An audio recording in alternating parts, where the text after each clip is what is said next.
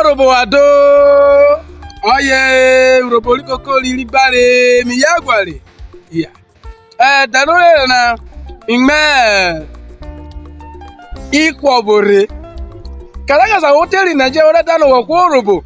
Kai bo wene Urhobo Wayo. Urhobo Wayo. Je emole wiye jemena boto. Ami ogwe tebeloni avigo boye solo. Lewo se awota ne Urhobo Wayo. Jome mdobo kwaji wali etejere. Omo ke bo mablele na kimi sebevo. Kimi rise pawe. O serabale David Ejoor. That is the Major General Eselto nagbani Major. Ba ogbani General David Ejoor. O pisoje lode na logis we Midwest okyobo wale na. David Ejoor ko yi siri gbani David Ejoor. Okwole ovu ragbo vugere. Evo ebele kemi dari rie obe solo lewo tane Urhobo Wayo. Okele ti colonial masters na wa obone wa bule in Nigeria. Ekila chovi we Nigeria. Ekilo figbo ekila every that is palm oil. Oil ide. Jokina dokina na la omle ni ewe ikwakwa le elesawo we opa kina ojobo wa kinu ne na. For one, efiko bolewole no na oyelo enya oye rue lewo yele orie jodi kolie ogbo se yele okinu na wo de wo mamefi wo se yele kolie le elo ejobi ayo na to bo se jiblenu obulewo wo figbo no na was aswedi no na ofigbo we de sinenu wetu wewi asokewa na but ke aware ode tioye beso ki swedi o kiri ofigbo wo kiri sa melu etu wewi ogbo to bo te de comedy glegbane ti blo beso ki se ofigbo we so okere aware obere awon lenu wubie kwabo osa uwe ofigbo lote ikuru ofu ibo keje na ikwo isasasa maybe ikwibe kwera ka ejo magoko lasa omleni lo figbo lo ve ikuru zuorie ne o to Urhobo oyibe orie ikwole isekiri ikwolo ni me ai orie ja swedi asopa je okori diane ikwole ibori twekina ikwoli sekiri ko ya be gba tweki a tweki ve ikwolu Urhobo isekiri da dem Urhobo isekiri ki seke ikwoli ibo echo iko ye a twekina ikwoli sekiri aigbori mamo wa gwo mi lewa ni me ba mi jite odana igbejo bi wa rie bani wole wale makworoba Urhobo Wayo agba na bota atapito kije biere kenale o jamale na anaka se opigbo engmo pe wolf like wolf as it is in English, that is the place where sheep dock, right? Asaleke engme ikluna na ikwoli isekiri ikwoli Urhobo kake ngme iklofa evole obotoli wofuna kake le ugbo, that is pipe kake o connect le ikuro beruna fiole oboto ebe palu Urhobo lawo kwe evri ikuro benuye evri nisobi oboto ko ya la ole ikuruli okwoli Urhobo na oneki Urhobo na vole ikuro be una ka fo okenale ikwe sekiri avevri ja sheri oborai okeri toke ikwo Urhobo kiri rie woke osele i David Ejoor na ve ebelu paifa kiriliene onu Bolivia kimaba alulie okiri toke karisa de ikulu obolai asara wo di kruna kari ababe ofigbo evloye kamneni ijagun ofigbo la kwaye evule ikruna o to la kwa ikuruli ikole isekiri kono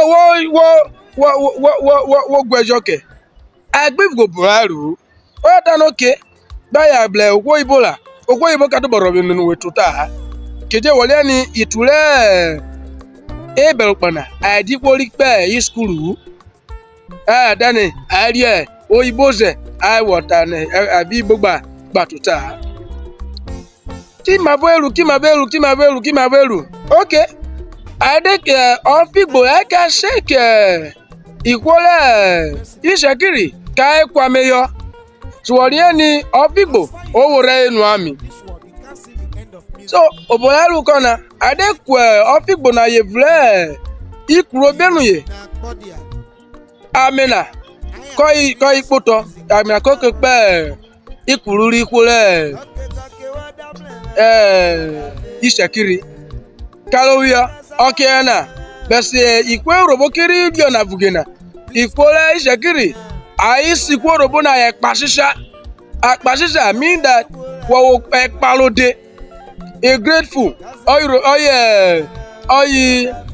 ikwoli Urhobo isi akpashisha omena ikwoli itolobio awoliani ena wale uchule ebabole every lord diebule ikuru obuna koya ayre amila babe ami woba so ikuru ikwoli Urhobo da boba menu ikuru obenu every ko ija bawole ni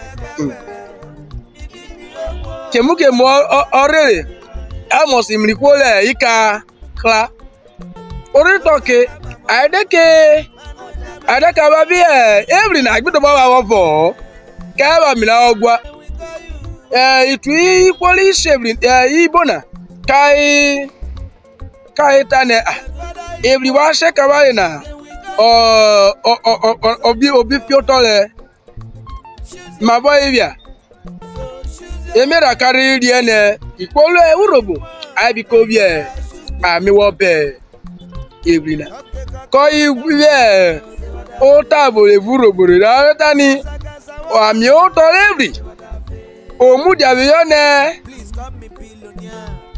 e mo bo wese yo mate o ibo tani something is fishy Urhobo tani ami o to every do yi emobo ogwese yomate o ka emulobia ogwese yomate la outani oyibo mitani something is what fishy aru amle bugere eti ikoye eboye biara ba la nya bi dola sata bia karite emojo bibia karite bure eti ikoye oyibo doji wale ni ikwese kiri ai bi ko nme ireru na yo bele ovunu iwo olowunu iwo ta ikwe shekiri na inekina ayo iboje ajiwa ya shele mera okina so they are the point of advantage no kinare itwinekina kais ikwo Urhobo ni sobo wayo na ikwole Urhobo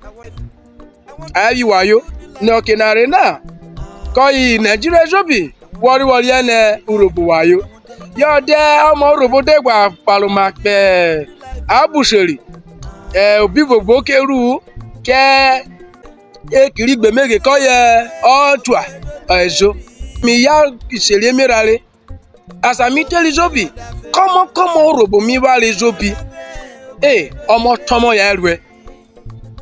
tomo ya rue arata ni ikwoli fuebun yomia emo Urhobo fuebun yomia keje na bi ngbele ni so bi tana wa gwo Urhobo bi wayo Urhobo obori tayo bo ya ria I wayo. Nigeria, hear me out. Urhobo wayo, Urhobos are not wayos. Aradobom ni kwoli wayo. Ko ikwoli shekiri. Li ivie ikuru. Yo tori wofu. La wo se erule Urhobo. Kwamlele ona mi mure nu nena. Enyo gwara enyo ge che Urhobo talo.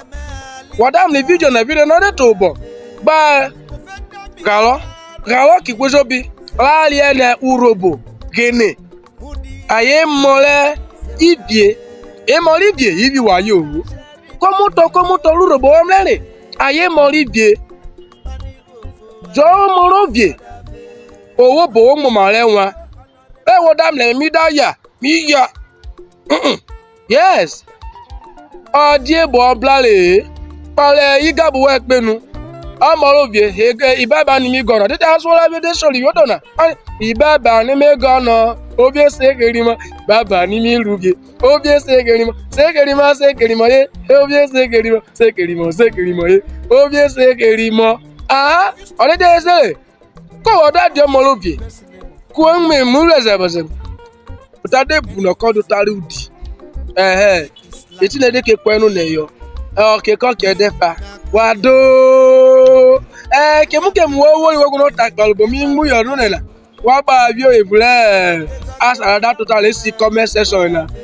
Bo wa da gbono mi takbal so bi. Wa ju attack me tijere. Eti na mi de koyo. Urhobo wado. E mo Urhobo, e mo ribie. Obie fa. C'est what I feel. Casa wadamle. C'est what I feel. Woman not be best in name. C'est what I feel.